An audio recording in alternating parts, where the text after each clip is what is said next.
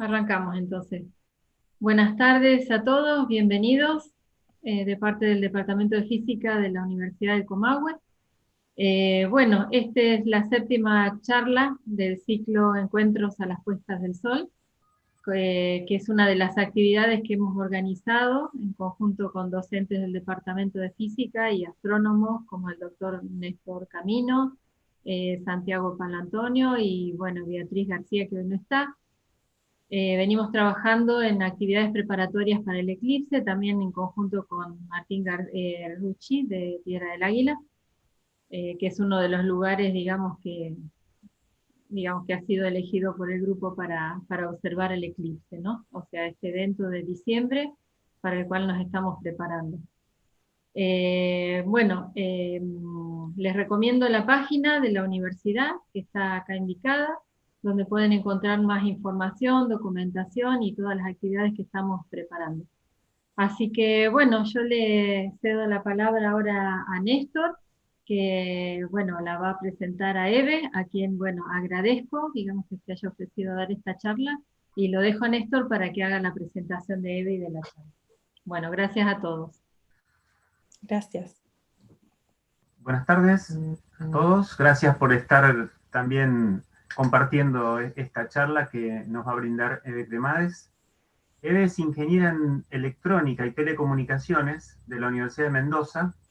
Posee además un doctorado del Instituto Max Planck para la investigación del sistema solar y de la Universidad de Braunschweig, si está bien pronunciado, de Alemania.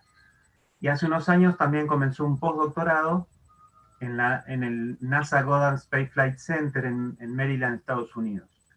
Sus temas de investigación fundamentalmente se centran en diversos aspectos de la física solar. Es investigadora independiente del CONICET y está radicada en el Centro de Estudios para el Desarrollo Sustentable, que pertenece a la Universidad Tecnológica Nacional de la Regional Mendoza.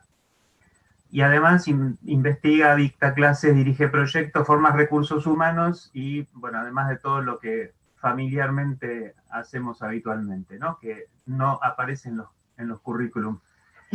Pero en principio yo también quiero resaltar que para mí lo más importante es su calidez y su generosidad, que es lo más relevante de su currículum y tampoco eso nunca lo decimos. Así que gracias, Eve, por brindarnos esta charla y bueno, que disfrutemos todos de la misma.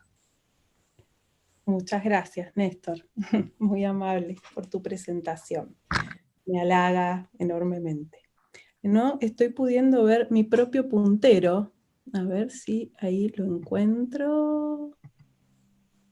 Oh, sí, qué bueno. Bien.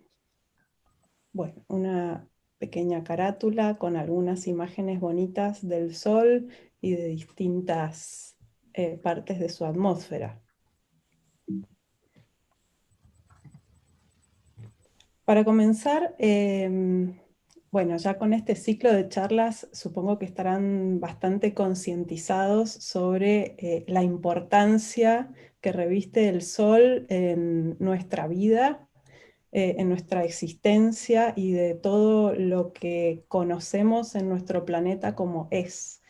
Entonces siempre me gusta comenzar con esta reflexión sobre la importancia que tiene el Sol en nuestro planeta para la vida en la Tierra, gracias a su radiación, mantiene la temperatura de nuestro planeta a niveles confortables para que pueda existir el agua en estado líquido, que es fundamental. También la energía que irradia es la que absorben las plantas para poder realizar la fotosíntesis y así transformar la energía en alimento. Bueno, se crea gracias también a nuestra atmósfera este efecto invernadero natural que ayuda también a mantener nuestro clima a niveles confortables, rige el ciclo del agua, las masas de aire, o sea, los desplazamientos de masas de aire, las corrientes oceánicas y marinas. Bueno, por todo esto es indiscutible que su importancia es enorme y nosotros siempre damos por sentado su existencia y sabemos que el Sol siempre está y que siempre va a estar mientras dure la raza humana, pero bueno, también lo consideramos como un ente que siempre está ahí colgado del cielo de manera estática y sin aparentes cambios a nuestro ojo, pero la verdad es que es altamente dinámico en toda escala que lo podamos observar. A eso me refiero cuando digo además que tenemos cada vez más instrumentación, tanto en tierra como en el espacio, dedicada a observar a nuestra estrella con cada vez mayor resolución, no solo espacial, que nos permite ver cada vez aspectos más pequeñitos de su atmósfera más que nada, sino también resolución temporal, que nos permite ver cada vez variaciones en escalas de tiempo más pequeñas, y mientras tomamos imágenes o registramos datos con mayor o con menor tiempo entre toma y toma, vemos que también encontramos variabilidades en escalas de tiempo cada vez más pequeñas. Y no solo eso, sino que todas estas variabilidades parecen tener un impacto, algunas mayor, otras menor, en nuestro planeta. Y no solo en nuestro planeta, sino en otros planetas y objetos del sistema solar.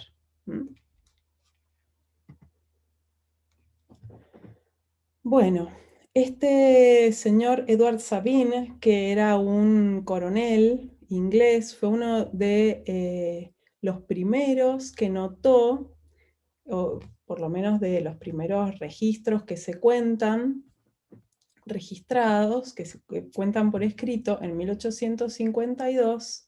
Esto fue antes del evento Carrington, que tal vez han sentido nombrar en algunas charlas anteriores.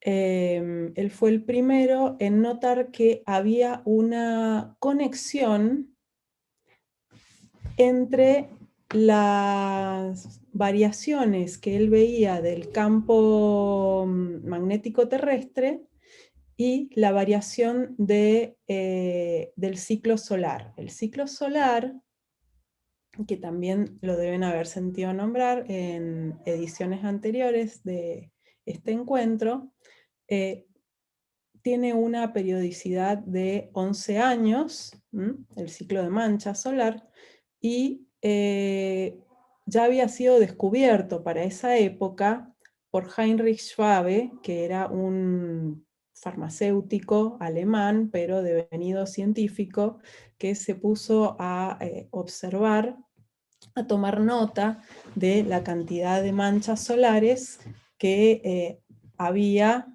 día a día en el tiempo a lo largo de muchos años. Y de esa forma descubre esta variación periódica que pasa a llamarse el ciclo de actividad solar. Pero bueno, este Edward Sabine descubrió que había perturbaciones en la magnetosfera terrestre, que es el campo magnético producido por nuestro planeta, que coincidían singularmente, no se sabía si por casualidad o por causalidad, precisamente en periodo y fase, con la variación de las manchas solares, lo cual sonaba muy sospechoso. Pocos años después, Richard Carrington observó una fulguración, un abrillantamiento muy intenso en la superficie del Sol, que duró varios minutos, y como se observaron auroras y hubo una serie de perturbaciones también en los campos magnéticos terrestres. También hubo problemas en las telecomunicaciones de aquella época, que se realizaban mediante telégrafos. Bueno, toda una serie de incidentes que llevaron a Richard Carrington a sospechar que esto que había ocurrido en el Sol tenía alguna relación con lo que estaba pasando en nuestro planeta. Bueno, otros descubrimientos de la época. Estos son los albores de la investigación solar. Fueron descubiertos aquí por este grupo de investigadores. En este caso, Warren de la Rue, que fue un científico que observaba tomaba ventaja de los eclipses para investigar el Sol y la corona solar que aparecía por fuera del disco oscuro de la Luna, bloqueando el intenso brillo del Sol.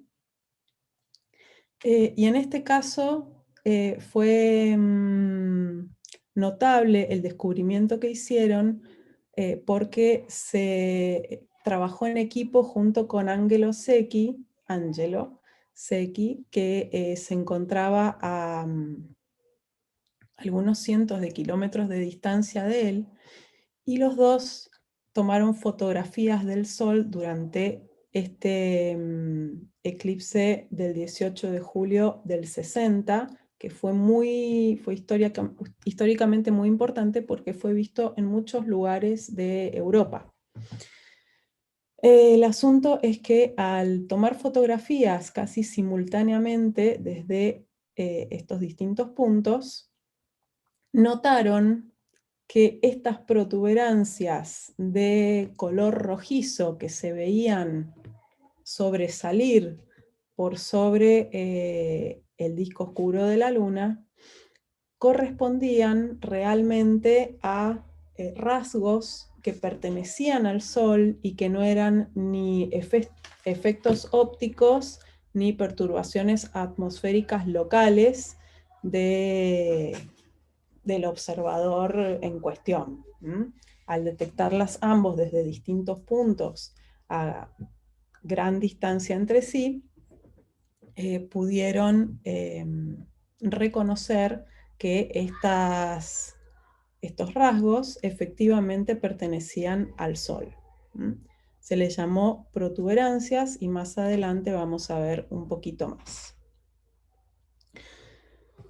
También en este eclipse que fue tan observado en Europa, varios observadores hicieron dibujos sobre la forma en que observaban la corona del Sol, ¿sí? Vamos a ver más adelante en detalle un poco más de qué se trata la corona solar, pero ahora para charlar un poquito de historia, de lo que se fue aprendiendo en estos primeros años, bueno, directamente les muestro estos esquemas y dibujos que hicieron estos observadores. Y fíjense que aparece algo común en todos los dibujos. Este rasgo circular, ¿sí? Además de los haces o rayos brillantes a los que nosotros comúnmente le llamamos streamers por su nombre en inglés, pero en castellano todavía no encuentro una buena traducción. Como se llaman helmet streamers en inglés, en castellano se podría decir que se asemejan a los cascos que terminan en punta.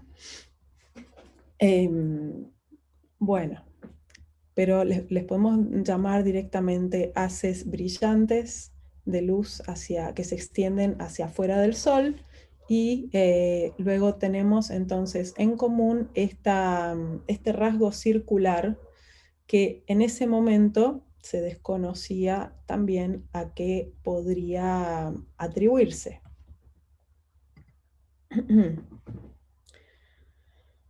Bueno, conforme fueron pasando los años, empezó a evolucionar también la tecnología de los instrumentos que se utilizaban para observar el Sol. Y de las fotografías en luz blanca, pasaron a usarse, por ejemplo, espectrógrafos, ¿sí? Que tenían la capacidad de tomar fotos del Sol, en este caso, en distintas longitudes de onda o colores, por así decirlo. Ahora vamos a ver un poquito más sobre eso para que puedan entender a qué me refiero con fotos en distintos colores del Sol, ¿sí? Bueno, en los comienzos solo podían tomarse imágenes en una línea espectral en particular. Esto sería una foto a una frecuencia determinada. Por ejemplo, cuando nos hacen estudios, una radiografía en rayos X, bueno, ahí nos están tomando una foto a una frecuencia, un rango de frecuencias muy chiquitito, que es justamente el de los rayos X. Y sabemos que si tuviéramos vista de rayos X, veríamos el mundo como lo ve el instrumento que nos toma radiografías. Bueno, esto es algo análogo, pero a otras frecuencias de trabajo, ¿sí? Bueno, conforme fueron pasando los años, se empezaron a desarrollar filtros espectrales que permitieron ya observar el Sol y otros objetos en distintas longitudes de onda específicas, ¿sí? A distintos colores o a distintas frecuencias. Esta es una observación de las primeras que hubo de una protuberancia solar por sobre el limbo del Sol, ¿sí? El limbo es el borde más externo. Esto, por supuesto, ya sabemos que el Sol no es plano, sino que es esférico, y el limbo sería, desde la perspectiva que lo observamos, su borde más externo. Bien. Entonces aquí les presento un esquema muy escueto sobre el espectro electromagnético, ¿sí? Que necesito que entiendan un poquito para entender después qué significan las imágenes que estamos viendo del Sol, ¿sí? El Sol es una estrella que emite radiación en prácticamente todo el espectro electromagnético. Esto quiere decir que emite en un amplísimo rango de frecuencias, ¿sí? Desde súper altas frecuencias como los rayos gamma y los rayos X, hasta frecuencias muy bajas, ¿sí? Como son las de radio, que se pueden extender hasta kilómetros, ¿sí? Sus longitudes de onda. Entonces, recibimos del Sol radiación en todo este espectro electromagnético, pero con un pico, o sea, la mayor cantidad de radiación que recibimos del Sol está justamente en el rango del espectro electromagnético que corresponde al visible, ¿sí? El visible es aquel para el que nuestros ojos, o casualidad, están adaptados para ver, ¿sí? Porque resulta justamente que la mayor cantidad de radiación del Sol se emite a esas frecuencias. Bueno, el Sol entonces emite gran cantidad de radiación en el visible, pero mucha también en el infrarrojo que recibimos en forma de calorcito, que mantiene justamente las temperaturas agradables en nuestro planeta, y también en forma de radiación ultravioleta, que gran parte, afortunadamente, es filtrada por nuestra atmósfera, porque para el ser humano es muy nociva. Así también son filtradas otras radiaciones de más alta frecuencia, como los rayos X y los rayos gamma. Bueno, entonces, microondas atraviesa parcialmente, lo mismo sucede con la radiación en radio. Hay longitudes de onda de radio que emite el Sol que podemos medirla con observatorios de radio terrestres. Y a su vez también el Sol emite un flujo permanente de partículas con carga, y por momentos también de alta energía, que constituyen el viento solar, ¿sí? Ese flujo constante de materia está viajando hacia nosotros a una velocidad promedio de unos 600 kilómetros por segundo, ¿sí? Bien. Entonces, si observamos el Sol en las longitudes de onda que pueden ver nuestros ojos, en el visible, vamos a ver, esto nunca lo hagan, mirar el Sol directamente con un telescopio, porque para ver el visible, porque se van a quedar ciegos, ¿sí? En el peor de los casos, necesitamos filtros especiales, pero sí se puede ver en proyección, por ejemplo. Y vamos a ver a la fotosfera solar, que es la capa más baja de su atmósfera, como una envoltura muy lisa y suave, ¿sí?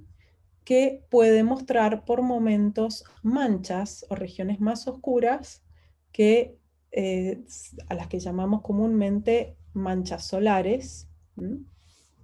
Y son regiones en donde los campos magnéticos son más intensos. Aquí en detalle vemos una mancha solar tomada por un telescopio de alta resolución que está en las Islas Canarias. Y bueno, se pueden ver, además de la mancha en sí, con su umbra y penumbra, gránulos, que son celditas, por donde está celditas de convección, ¿sí? Por donde está permanentemente emanando plasma caliente que baja y vuelve a enfriarse. Esto es si miramos en longitudes de onda visibles. Luego, si usamos filtros de tipo H-alfa, que es una frecuencia muy particular, que está dentro del rango del visible también, pero apunta más que nada a los tonos, está dentro del rango rojizo, ¿sí? Pero es muy útil para los que estudiamos el Sol porque ahí podemos ver otra capa de la atmósfera solar. De la fotosfera, que es la capa más inferior, ahora pasamos a la cromosfera, que es una capa, además de un poco más alta, en donde empiezan a aparecer otro tipo de rasgos, ¿sí? Y podemos ver estos filamentos, aquí oscuros en absorción, o protuberancias, cuando los vemos por encima del limbo, ¿sí? Estas protuberancias son las mismas que vimos en diapositivas anteriores, que fueron de las primeras observaciones que se realizaron durante eclipses y con los primeros espectrógrafos. Esta fulguración en particular, que es un abrillantamiento, a ver si la puedo poner de nuevo, es un abrillantamiento repentino de la cromósfera solar, fue detectada por un telescopio en H-alfa que se llama H-alfa Solar Telescope for Argentina, que se encuentra en uno de los observatorios de Leoncito, en el Observatorio Astronómico Félix Aguilar.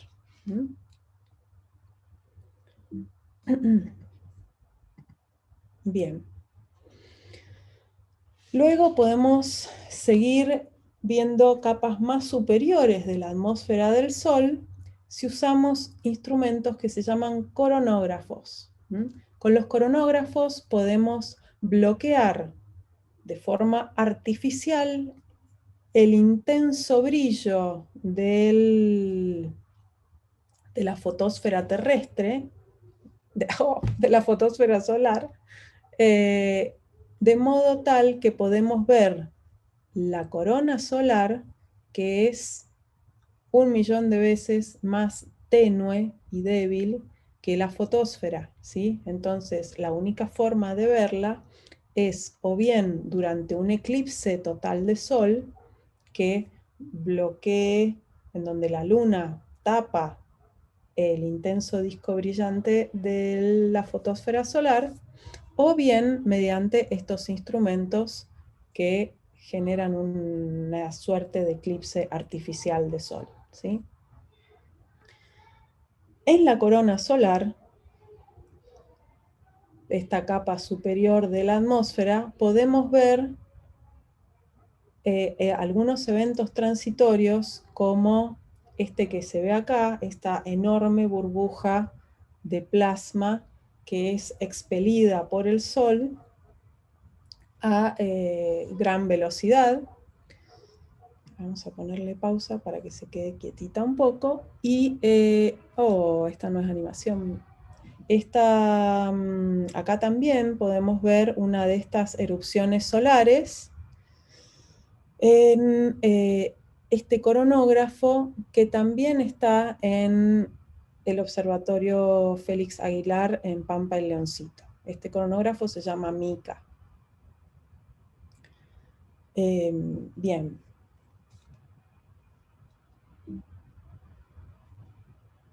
Ya les voy a contar un poquito más sobre estas erupciones solares, ¿sí? Que podemos ver en la corona. Esta es otra que ya está más expandida, más evolucionada en el tiempo y que aquí se ha detectado mediante otro tipo de instrumentación, en particular en radio. Esto es desde un observatorio terrestre también. Bien, estas son también emisiones de radio que se observan desde tierra. Estas son tomadas desde un observatorio que hay en Australia. Lo bueno de este tipo de instrumentación es que la podemos colocar en tierra. Entonces podemos usar instrumentos grandes, pesados, y son fáciles de reparar si se rompen. Pero tienen un problema fundamental, que es que solo podemos observar el sol con ellos cuando es de día.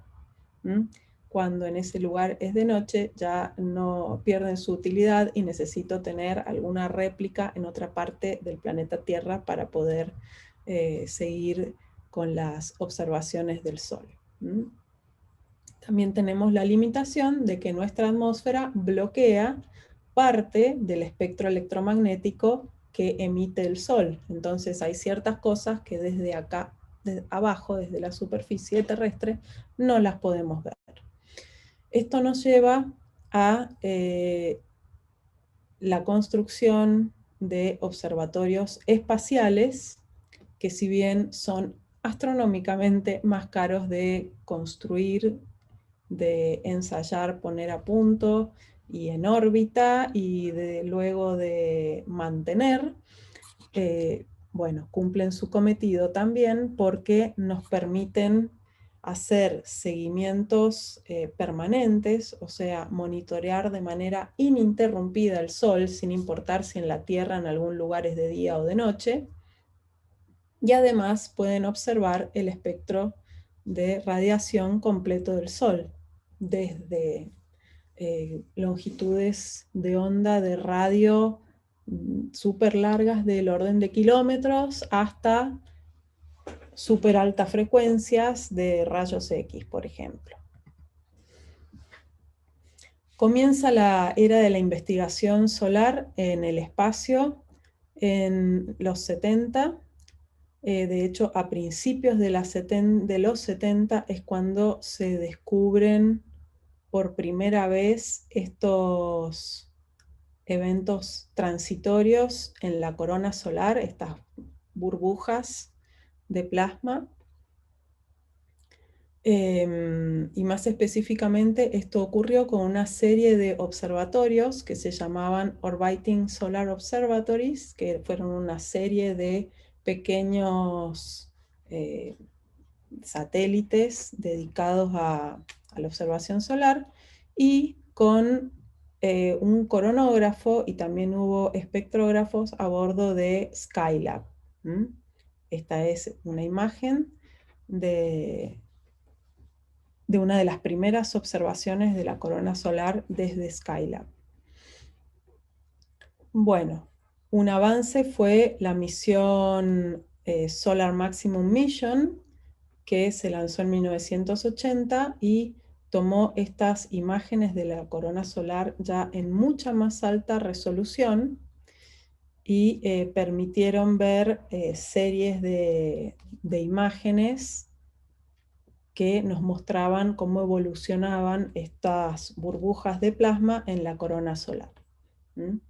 Bueno, esta misión tuvo una avería que no pudo ser reparada hasta 1984, cuando una misión a bordo de un transbordador espacial pudo recuperar la misión, repararla en el espacio y volverla a poner en funcionamiento, lo cual fue una hazaña memorable.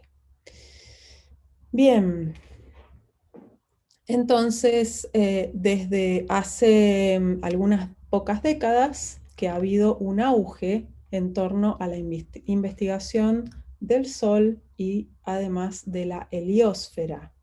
La heliosfera es todo el espacio que está bañado por la influencia del Sol y se extiende mucho más allá de lo que conocemos como nuestro sistema solar, que estaría acotado en la concepción general hasta donde están los últimos planetas, ¿sí? La heliosfera solar es mucho más vasta y de más largo alcance.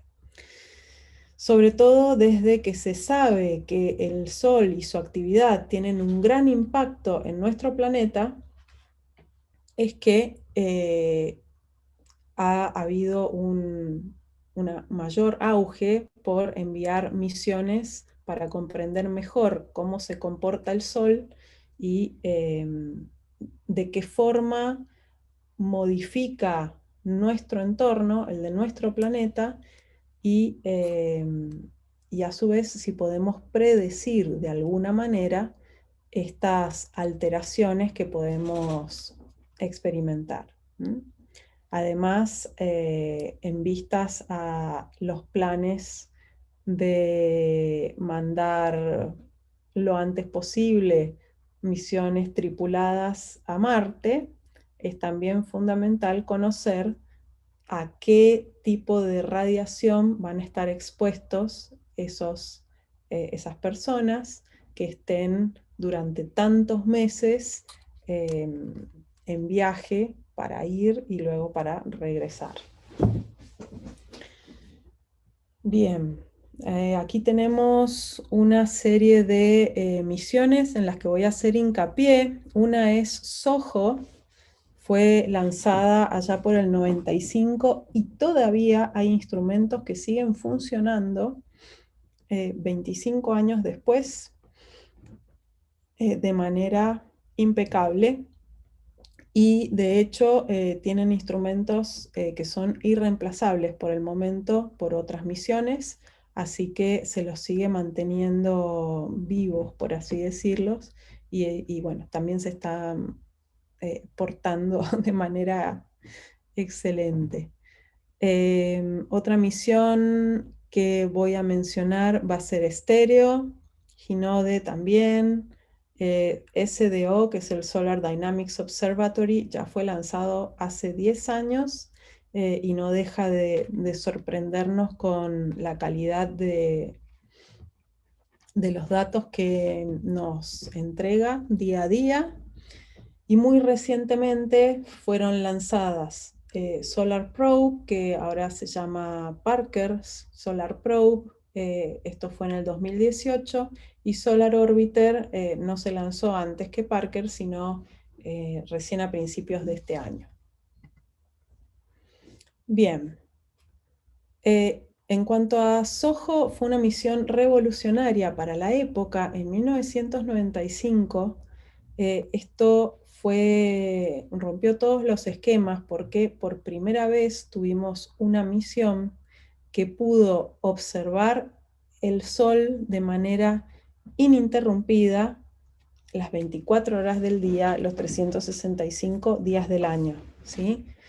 Por la órbita en donde se encuentra, en un sitio de equilibrio entre la Tierra y el Sol, puede permanentemente estar observando el Sol, ¿sí? Es una misión. La nave es bastante voluminosa y tiene gran variedad de instrumentos. Hay muchos de ellos, como les contaba, que ya no están operativos, pero otros, como sus coronógrafos, estas son imágenes de la corona solar, tomadas por SOHO, siguen aún muy vigentes. Stereo también fue una misión revolucionaria porque si bien SOHO pudo observar de manera ininterrumpida el Sol, solamente podía verlo desde la perspectiva terrestre. En cambio, Stereo nos permitió observar el Sol desde distintos puntos de vista, ¿sí?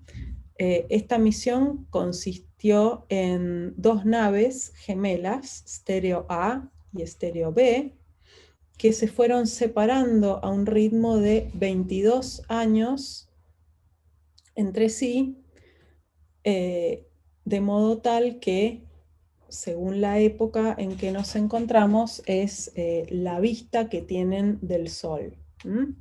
Entonces, esto nos permitió tener observaciones, por ejemplo, dentro de estas épocas, podían ver de costado cómo un suceso solar viajaba desde el Sol hasta la Tierra. Lo podían ver de costado y no de frente, como nos pasaba con SOHO. ¿Por qué hablo en pasado con Stereo? Bueno, porque lamentablemente una de ellas se perdió en el 2014 y aún no la podemos recuperar. Pero bueno, Stereo A sigue en funcionamiento y afortunadamente aún nos sigue brindando datos de alta calidad. Bien, Stereo tiene además una alta cobertura espacial. No solo puede ver, fíjense, acá hay un detalle, puede ver esto con muy alta resolución, acá está muy chiquitito,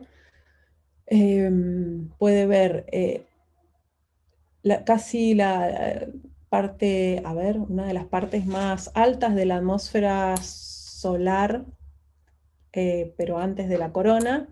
Luego tenemos la corona interna, la corona más externa, y después hay 2 telescopios que miran de costado, serían estos haces que vemos acá, miran de costado el camino que hay entre la Tierra, acá este puntito blanco, y el Sol, de forma tal que pueden observar cómo se propaga uno de estos eventos transitorios desde el Sol hacia la Tierra.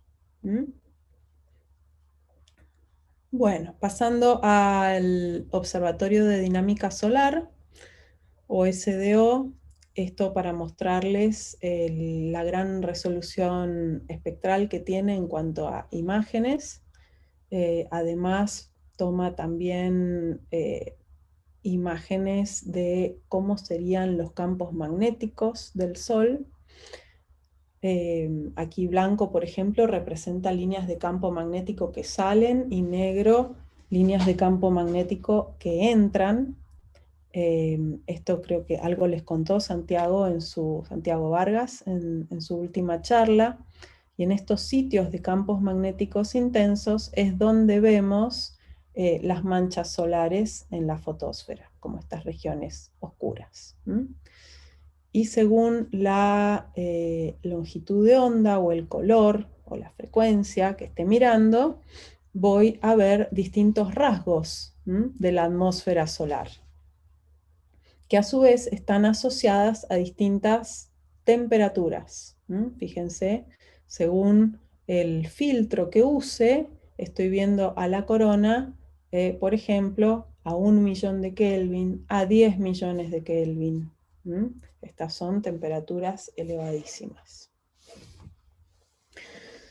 Bueno, luego vino recientemente el lanzamiento de Parker Solar Probe. Esto fue en agosto de 2018. Fue un desafío porque esta misión, un desafío en cuanto a su diseño, sobre todo de materiales, porque esta misión tenía como objetivo fundamental acercarse lo más posible al Sol para poder estar inmerso prácticamente en la corona solar y poder medir los campos magnéticos y el viento solar cerca, o lo más cerca posible, del Sol.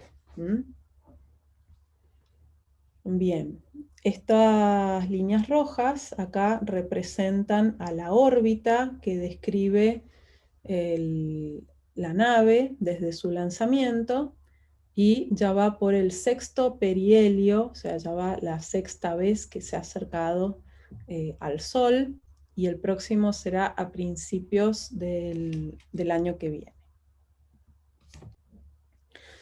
Solar Orbiter también va a ser una misión revolucionaria, la hemos estado esperando con ansias desde hace años. Se ha demorado bastante, pero al fin está ahí. Tuve el privilegio de ver el lanzamiento en febrero de este año y actualmente se encuentra en la fase de crucero, ¿sí? Está en viaje hasta llegar hasta alcanzar la situación en la que va a comenzar a describir estas órbitas con alta inclinación con respecto a la eclíptica, que es el plano en el que los planetas orbitan alrededor del Sol, ¿sí? Recién a fines de 2021, en noviembre del 2021, termina la fase de crucero y comenzará a tomar datos de forma rutinaria con fines científicos. Así que bueno, estamos ahí esperando ansiosamente que llegue este momento. Tanto Parker Solar Probe como Solar Orbiter apuntan a conocer más sobre los orígenes del viento solar, que también, si bien hay varias teorías al respecto, todavía se desconocen los detalles de cómo ocurre esto. También averiguar cuál es fenómeno principal que lleva al calentamiento de la corona solar, que también vi que han estado aprendiendo sobre eso. Es uno de los misterios irresueltos hasta el momento, porque la corona solar tiene mucha más alta temperatura que la superficie del Sol. Bueno, y otros interrogantes también, cómo influyen los transitorios en la variabilidad no solo del Sol, sino también de la heliosfera. Esto también en vistas a predecir la situación de la meteorología del espacio cerca del entorno terrestre. Entonces, bueno, el pobre Sol se siente abrumado porque tiene ya decenas de misiones dedicadas a su sensado remoto, ¿sí? Esto es tomar imágenes desde lejos y también a medir in situ, cuando llegan a las naves, las partículas y radiaciones que él emite en todas direcciones, ¿sí?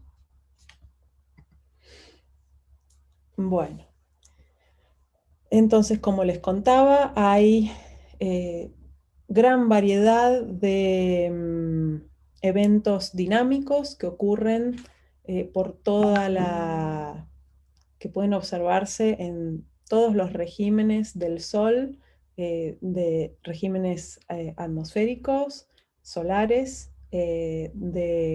temporales y espaciales, ¿sí? Mientras más chiquito nuestro campo visual y más cerca miramos con mayor resolución, seguimos encontrando alta variabilidad. Acá un poquito más sobre fulguraciones, estos abrillantamientos rápidos que ocurren en escalas de solo unas pocas horas o minutos, en donde se liberan enormes cantidades de energía y de partículas. De hecho, esos puntitos que se ven impactar contra la cámara del telescopio que lo está observando se le llama tormenta de nieve de protones en castellano. Aquí tenemos también una fulguración tomada con distintos filtros, ¿sí? Que representan, como les contaba, distintos regímenes de la atmósfera del Sol, también asociados a distintas temperaturas.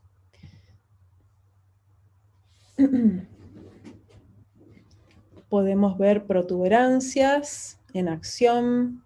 Son estos enormes filamentos que se ven habitualmente oscuros porque están a temperaturas menores que el resto de la atmósfera que los rodea. Aquí tenemos también una protuberancia en distintas longitudes de onda.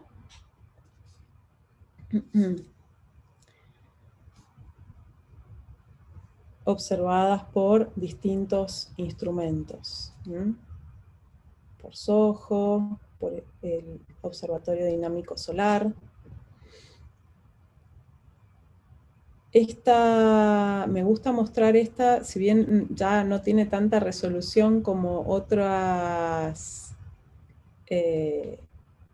videos más recientes de la corona solar, porque esta ocurrió en un máximo de actividad del ciclo solar 23, ¿sí? Desde entonces los ciclos solares han ido decayendo un poco en intensidad, por lo que no estamos teniendo eventos activos tan espectaculares, ¿sí? Esta seguidilla de erupciones solares, también llamadas tormentas solares, ahí están las Pléyades, y pasan algunos planetas por ahí. Están Mercurio, Venus, Saturno y Júpiter. esta seguidilla ha sido difícil de observar algo así en los últimos años. Bueno, lo que les quiero presentar son estas burbujas enormes de plasma que les vengo mostrando desde los primeros dibujos del eclipse de 1860, que son llamadas eyecciones coronales de masa, ¿sí? Y no eyecciones de masa coronal, ¿sí? Porque la masa mayormente no es de la corona, sino que la mayor cantidad de masa es cromosférica. Por lo tanto, se llaman coronales porque se observan en la corona, pero la masa no es tan coronal.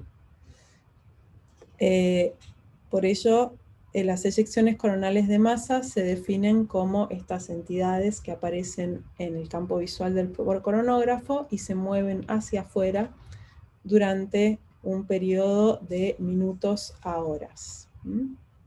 Es mi mayor objeto de estudio, así que muchas de las diapositivas que vamos a ver a continuación tratan sobre estas explosiones solares, ¿sí? Estos son los inicios de una de estas erupciones coronales, pero visto más cerca de la superficie, y se ve cómo en su comienzo genera a su vez ondas en la baja corona del Sol, ¿sí? Se ve la fulguración, este brillo intenso, y luego estas ondas que se propagan hacia afuera como una suerte de onda expansiva.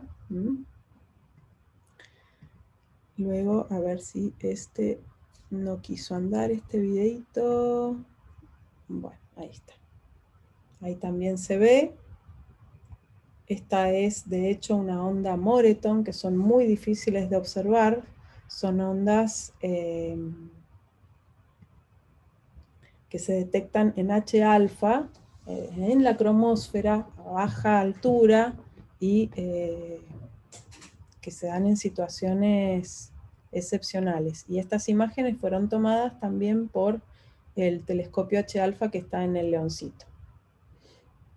Acá también se ve una de estas erupciones luego de que ocurrió y dejó un vacío de masa.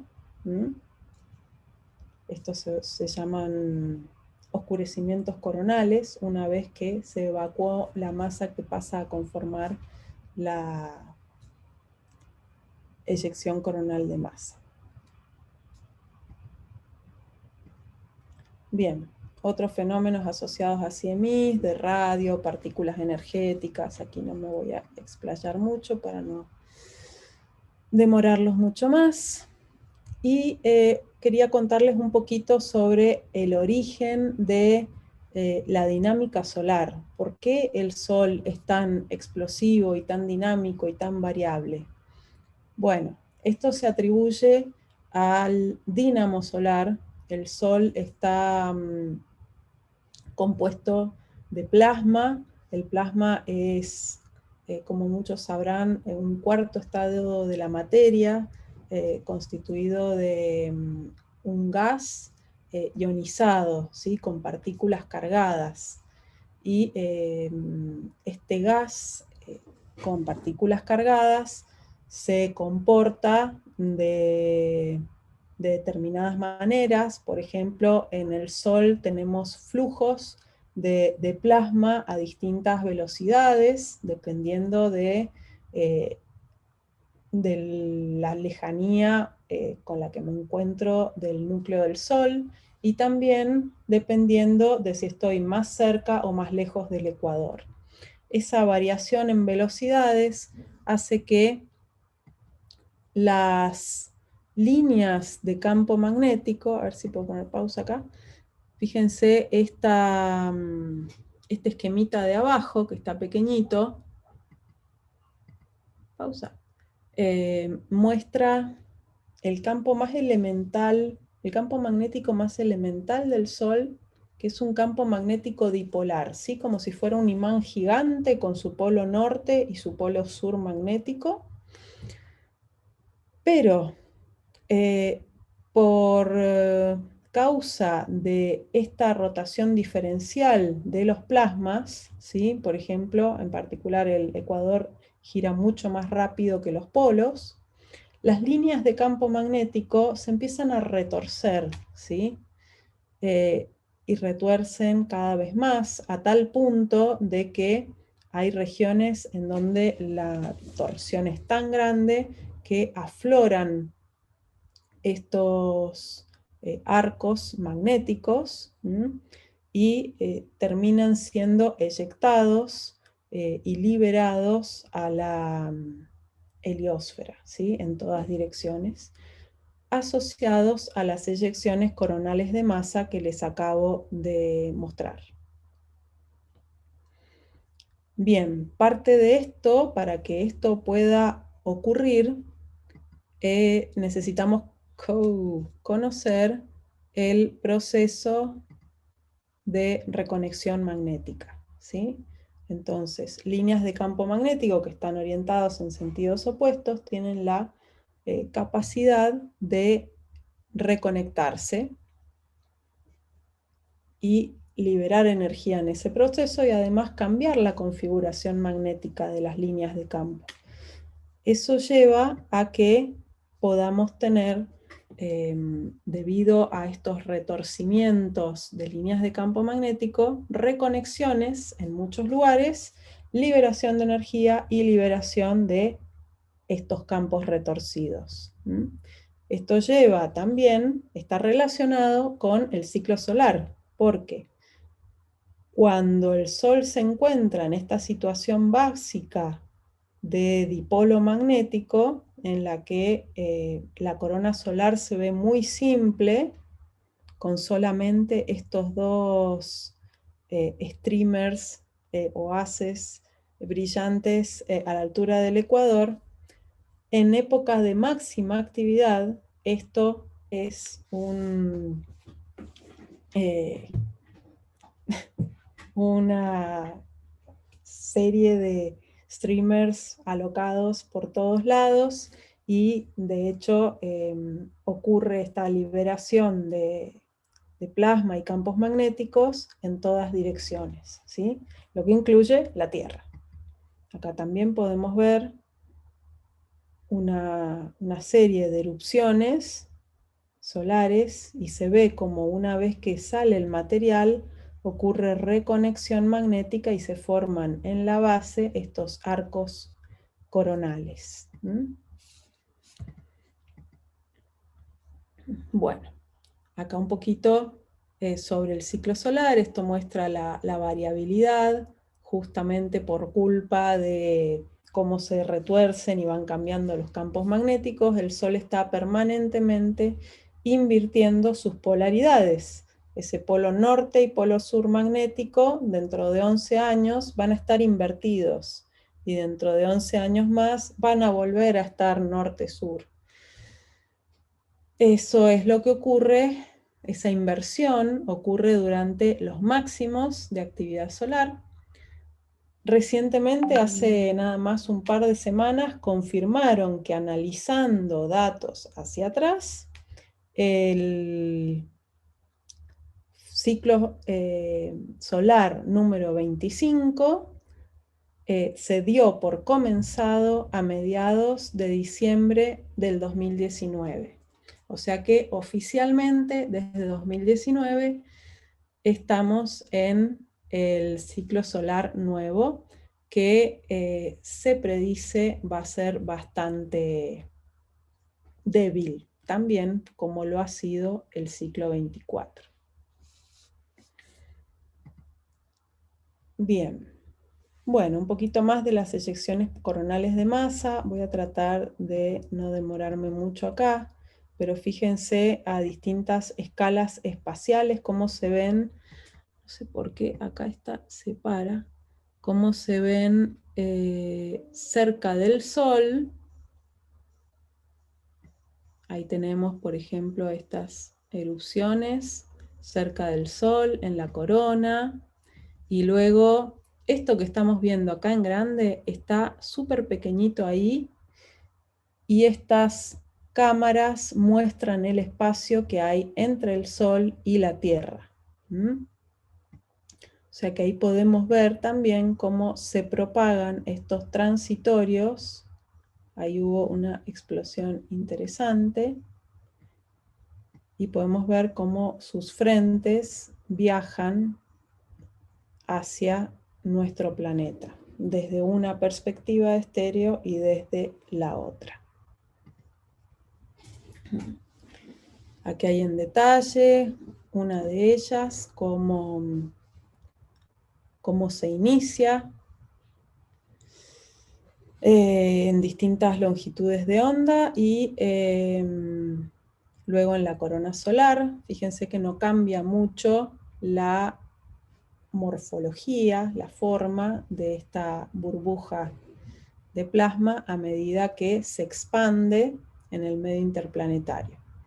Esto representa el tamaño del Sol. Fíjense que ya muy cerquita del Sol, a unos pocos radios solares, esto ya se expandió de modo que es más grande que el Sol mismo, y cuando llegan a nuestro planeta tienen dimensiones descomunales. ¿Mm? Y cómo están compuestas de plasma y campos magnéticos, pueden interactuar con la magnetosfera de nuestro planeta. Aquí hay también en detalle otra erupción en distintas longitudes de onda. Nosotros hacemos muchos esquemas y dibujitos simpáticos que nos ayuden a entender qué está pasando en las imágenes que vemos, como estos de acá, en donde tratamos de imaginarnos cómo las líneas de campo magnético están organizadas y cómo interactúan entre ellas, y cómo ocurre la reconexión, por ejemplo, para liberar estas burbujas de plasma. Bueno, esta es otro esquema muy simple sobre estas eyecciones coronales de masa. Algunas simulaciones, se hacen simulaciones numéricas también para comprender su inicio, su interacción con la corona y su evolución después en el medio interplanetario. Y todo esto porque se busca poder predecir cómo van a llegar a la Tierra, ¿sí? Si es que van a llegar, cuándo van a llegar y cómo van a llegar. Cómo van a llegar se refiere a si van a llegar sus campos magnéticos con una orientación tal que sea favorable a interactuar, reconectarse con la magnetosfera terrestre. ¿Mm? Bien, esto es uno de, entonces, como les contaba, de mis mayores objetos de estudio, la morfología, o cómo están configuradas en 3 dimensiones estas burbujas enormes de plasma que pueden llegar a nuestro planeta y afectar a la meteorología del espacio que nos rodea, ¿sí? Fíjense que dependiendo de hacia dónde viaje esta burbuja de plasma, va a ser lo que yo voy a ver, ¿sí? Si la dirección de propagación ocurre en el plano perpendicular a la línea de mi visual, ¿sí? Lo que llamo el plano del cielo, voy a ver esta eyección coronal de masa muy bonita, estructurada. Pero si la eyección coronal de masa está viajando hacia mí y la observo con un coronógrafo que está también en la perspectiva terrestre, lo que voy a ver va a ser un halo que rodea el ocultador del coronógrafo, ¿sí? Y no voy a poder saber mucho ni sobre su estructura, ni sobre la velocidad a la que se está propagando hacia mí. Sí puedo ver a qué velocidad se está expandiendo, pero no puedo ver a qué velocidad se propaga hacia mí. Ahí es cuando entra en juego la importancia de la misión estéreo, que permite ver de costado esta propagación. Bien, aquí tenemos un ejemplo de una de estas eyecciones coronales de masa vista desde 3 puntos de vista diferentes, en donde también se puede ver que su forma es distinta. Si bien por fuera parecen las dos burbujitas, en una tengo un núcleo brillante concentrado en el centro y en la otra tengo un núcleo largo, elongado y extendido. Y es el mismo evento, ¿sí? Nada más que lo estoy viendo desde dos perspectivas diferentes, ¿sí? Esto puedo, a su vez, representarlo geométricamente por un modelito geométrico que considera a estas burbujas no como burbujas como si fuera un foquito de luz con simetría de rotación, sino como con forma de media luna o croissant. Acá estaría esa media luna, ¿sí?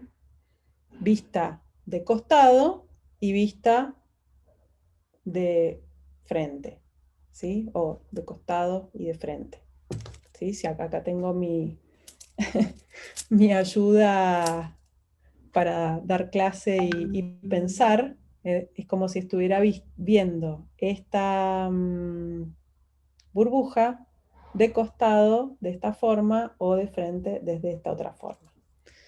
Y uno de nuestros descubrimientos más recientes es que se expanden de forma distinta en una dirección que en la otra, ¿sí? Y esto, bueno, trae implicancias después para la hora de las predicciones, en donde queremos saber si esta eyección coronal de masa va a llegar a la Tierra o no, y cómo va a llegar con sus campos orientados, de qué forma. Bien.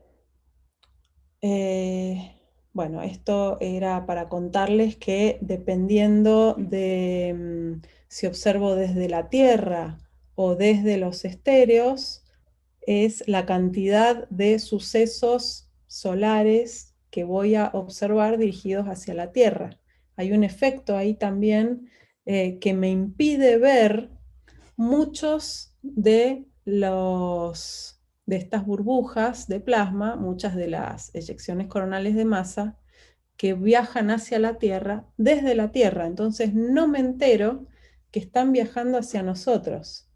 Sin embargo, desde puntos de observación aproximadamente en cuadratura, como los de estas naves, puedo observar el camino entre el Sol y la Tierra, y así veo que, por ejemplo, para este día que analizamos, observamos el doble de eventos dirigidos hacia la Tierra que desde la Tierra misma, ¿sí? Entonces ahí nos enteramos que realmente están ocurriendo muchos más, viajando muchos más hacia nosotros que lo que pensábamos.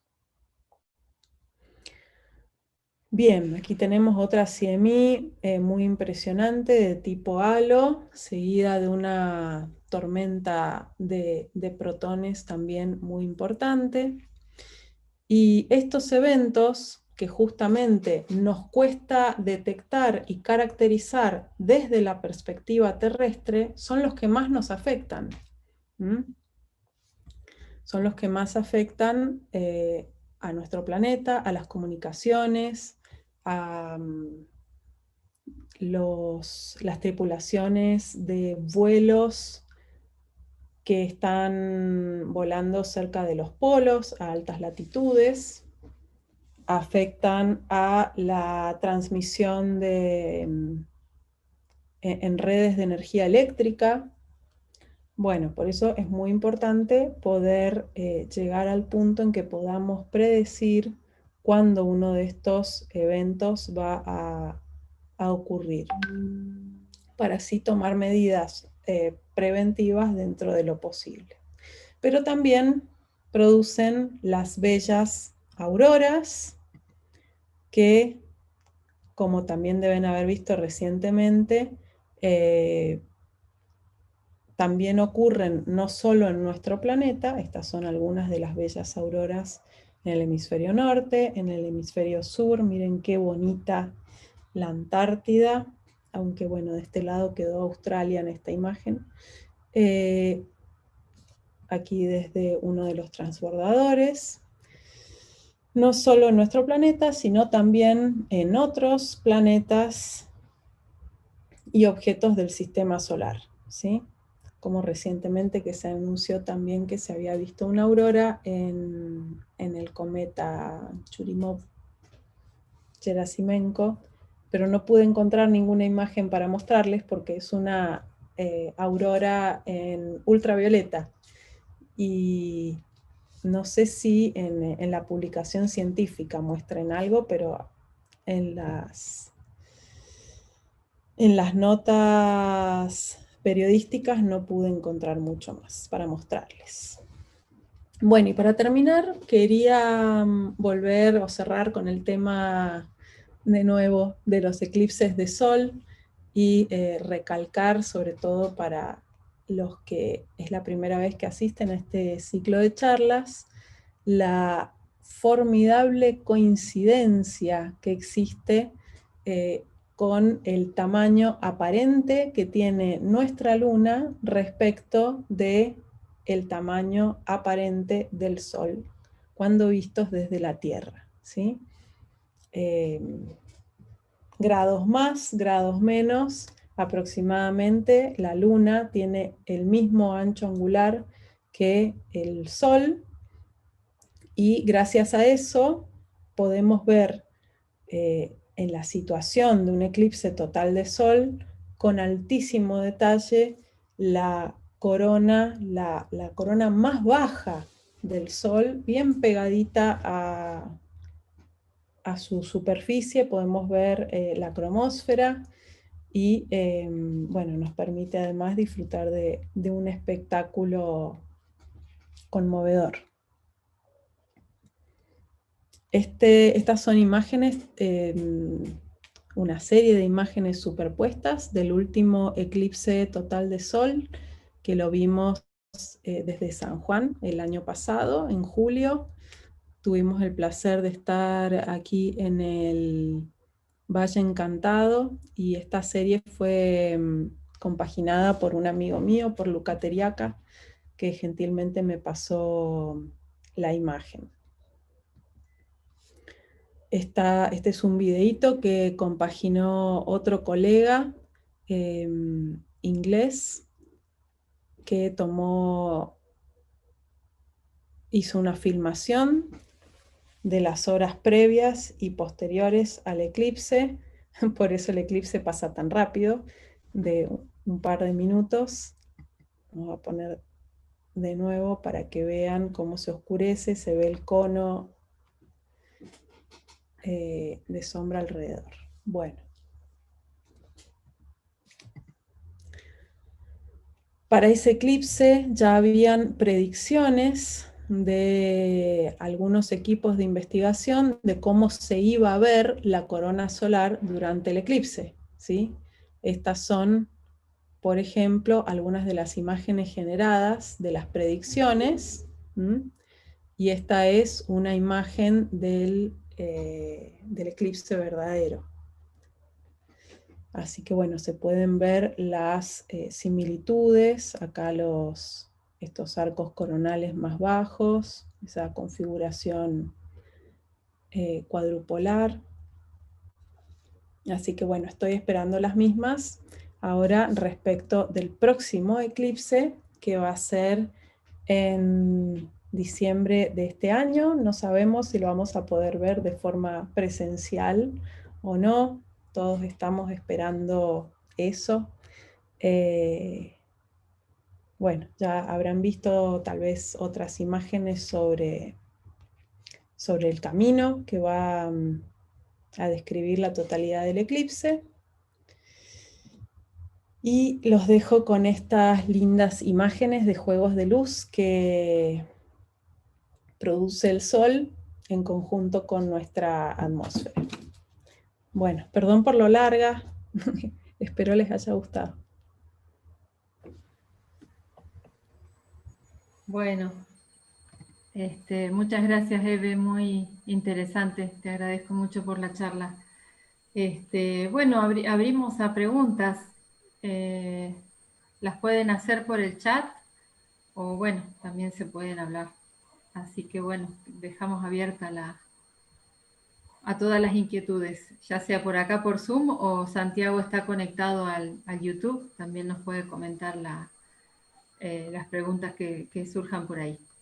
Así que bueno, muchas gracias, Eve. Genial, gracias a ustedes por la invitación. A ver si hay preguntas entonces en el chat. Hay comentarios, ¿no? De que fue muy interesante.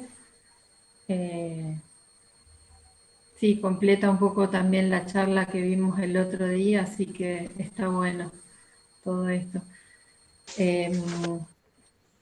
Por acá no veo, dice, ¿en mínimo solar la Tierra queda más expuesta a la radiación cósmica? Sí, exacto, es así. Es una excelente pregunta, comentario. Sí. Leandro Quesada lo hace. Sí, Leandro, cuando en épocas de máxima actividad solar, la magnetosfera se ve reforzada por la cantidad de masa y radiación que recibe el Sol, pero en época de mínima actividad nuestro escudo protector está más debilitado y por eso la radiación cósmica y las partículas de alta energía pueden ingresar más libremente. Los rayos cósmicos entran más, con mayor libertad. Bueno, acá hay un comentario que dice qué linda oportunidad de ver y escuchar todo esto sobre el Sol. No sé, ¿alguien iba a preguntar algo? Mariela quería preguntar, Mariela Corti. Sí, ¿qué tal? No, te quería hacer esta pregunta. Vos decís que el ciclo de las manchas solares se inició en diciembre del año pasado. O sea, se inició después de cuando vimos la corona en consecuencia del eclipse que tuvimos en julio.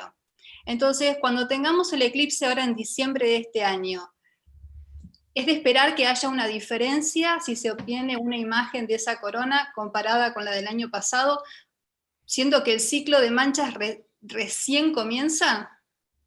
Sí, no creo que vaya a cambiar mucho. Va a ser una configuración de la corona bastante dipolar, como esta que tenemos acá. Bastante plana, con un par de streamers cerca del ecuador solar. Sí, no creo que varíe mucho. Entre que el ciclo se espera que sea bastante débil y que va a llevar 2 o 3 años hasta que la actividad comience a repuntar y recién ahí van a empezar a aparecer streamers a mayores latitudes, pero entre tanto va a ser algo bastante similar a esto. Claro, es de esperar que no haya mucha diferencia porque recién se está iniciando. Gracias. Exacto, de nada. Acá Sergio Moreno dice, bueno, excelente charla, y pregunta si en una tormenta solar influye de igual manera a los hemisferios norte y sur de la Tierra.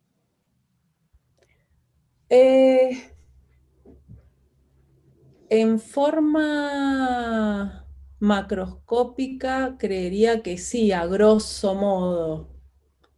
No es yo me dedico a estudiar más el Sol en el Sol y el medio interplanetario. Ya en la Tierra no es mi especialidad, pero me animo a decir que es bastante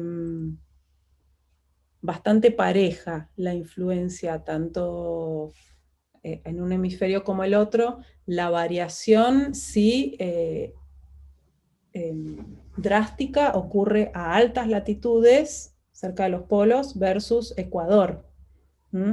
Pero un polo versus el otro no exhibe grandes diferencias.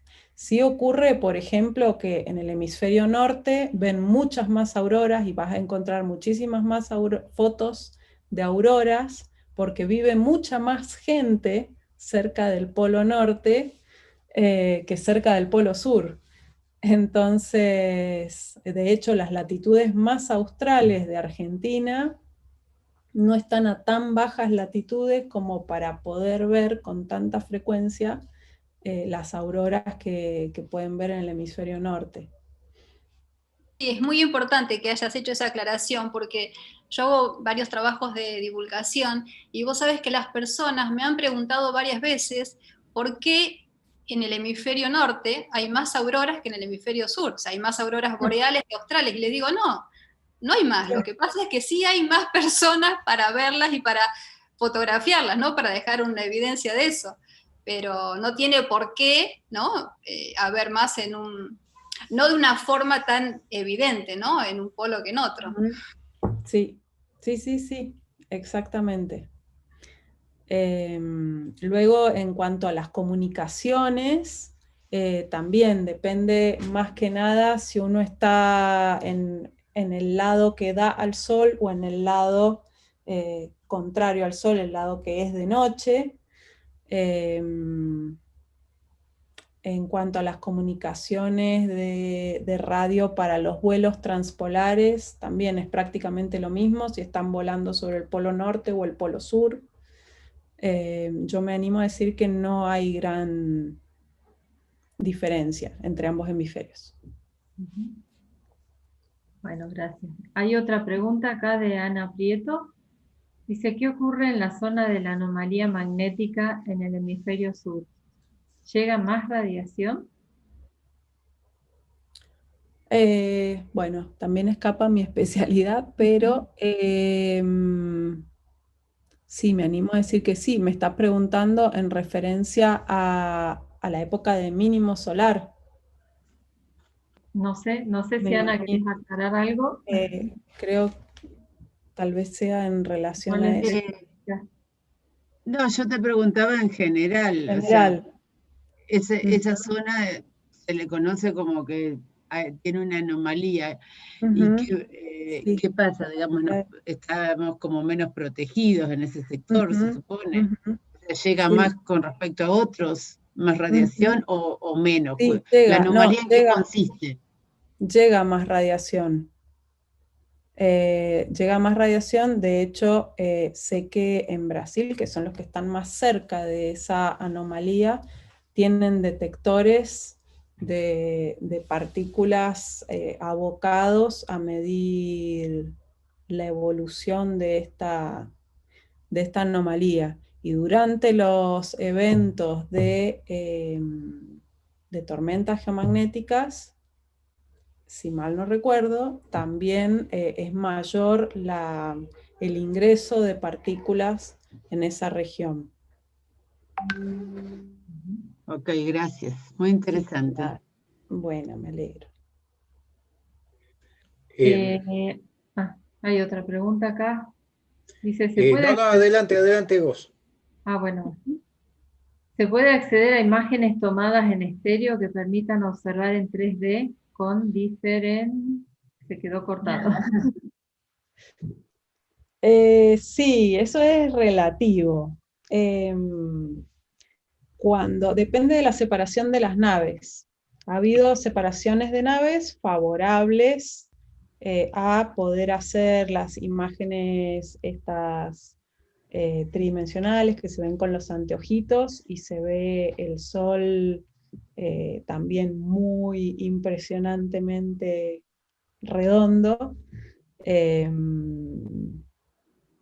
Y bueno, después se puede hacer también de forma artificial, usando imágenes como el sol gira a un ritmo de 27, entre 25 y 27, dependiendo de dónde lo miremos, días, en 27 días describe una vuelta completa,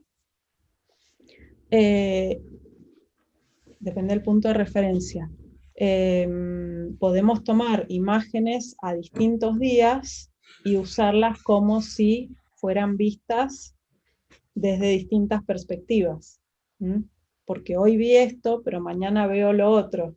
Entonces puedo usarlas como si fueran imágenes estéreo y también hacer composiciones estereoscópicas para ver con los anteojitos. Si es esa la pregunta. Desde YouTube están preguntando si el eclipse se podrá ver en Mendoza. No sé si querés contestarle vos, Eve. Sí, de forma parcial, pero no sé cuál va a ser el porcentaje de cobertura. En algún momento lo investigué, pero ya no me acuerdo, no tengo fresco ahora el número. Lo tendría que buscar. Claro, Sí, ser parcial. Claro. En todo el territorio de la Argentina se va a poder ver en forma parcial, a excepción de la zona de totalidad, y en la medida que nos alejamos justamente de esa zona de totalidad que pasa por Patagonia, el sol se va a cubrir menos, o sea, parcialidad es menor. Mendoza no está tan lejos. Si me dan tiempo, un poquito de tiempo, mientras tanto averiguo. Genial. Mientras vemos otra pregunta. Acá Martín Rucci de Piedra del Águila pregunta si el coronógrafo simula tal cual un eclipse o se obtiene más información en un eclipse real. Y es relativo, cada uno tiene su ventaja y su valor, su valor propio. En un eclipse real podemos ver la corona desde prácticamente desde el nacimiento de las líneas de campo magnético en adelante. Y bueno, ahí podemos usar instrumentos terrestres de todo tipo, de todo peso, tamaño, para obtener datos, ¿sí? Pero son muy cortitos. Entonces, solo podemos aprovechar esos pocos minutos o segundos que dura el eclipse para recolectar toda la información que necesito, y más vale que me salga bien porque no voy a tener otra oportunidad hasta vaya uno a saber cuándo. Mientras que en los coronógrafos tengo lamentablemente el problema de que tengo que tapar bastante más allá del disco solar. Entonces me pierdo una gran parte de la atmósfera del Sol. Recién empiezo a ver a partir de, dependiendo del instrumento, 1,5 radios, 2 radios solares. Y bueno, justamente es un problema que tenemos habitualmente los que investigamos la corona solar, de que la mayor cantidad de fenómenos, el nacimiento de muchos de los fenómenos ocurre a esa altura, que es la que no vemos. Así que bueno, por eso ahí está la ventaja y desventaja de cada uno. Bien, gracias. Santiago, ¿tenés alguna otra 80% pregunta? en Mendoza, perdón. Estoy buscando, pero... No, acá Néstor puso 80%. Perfecto. Gracias, Néstor. Y ahí Está muy lerda. puse el link del sitio web de Juvier para que quien quiera acceder, ahí está el link con el lugar de Mendoza. Pero quien entra a ese link, después se mueve por el mapa de Google y puede encontrar el porcentaje de cobertura en cualquier parte de América, ¿no? En principio. La cobertura en las principales ciudades de Argentina está en el documento que pueden encontrar en la página del eclipse. Ahí tienen también toda la información necesaria. Súper completo. También. Estaba buscando Excelente. eso y se me... Excelente. Bueno, de todos modos, ese 80% no alcanza para que se haga de noche, ni siquiera para que oscurezca, tal vez haga un poquito más de frío o de viento. pero hay que usar protección adecuada para poder ver esa cobertura del 80%. Está bien. Buenísimo. ¿Alguien más tiene preguntas? Santiago, ¿no hay nada en YouTube? No hay más en YouTube. Bueno, acá agregan también que el Malargüe es 85% la cobertura. Bueno. Así que bueno, nuevamente yo te agradezco, si no hay más preguntas. Ahí agregaron podemos agregar ahora el link de la página para los que quieran acceder al documento que mencionó Santiago, que fue elaborado especialmente con información para este eclipse, que está colgado de la página de la Universidad del Comahue. Bueno, ahí agrega Irma que en Aluminoe justamente están en la zona del 100% igual que Piedra del Águila, ¿no? Así que bueno, yo te agradezco especialmente, Eva, por la hermosa charla. Les agradezco a todos los participantes. Y bueno, los esperamos para la charla que viene, el 8º encuentro. Gracias a ustedes. Gracias, Bueno, Eve. un placer. Buena la charla. Excelente. Felicitaciones. Muchas Muchas gracias. gracias. Gracias a todos. Gracias. Nos vemos. Gracias a todos. Adiós. Buenas tardes. Chao.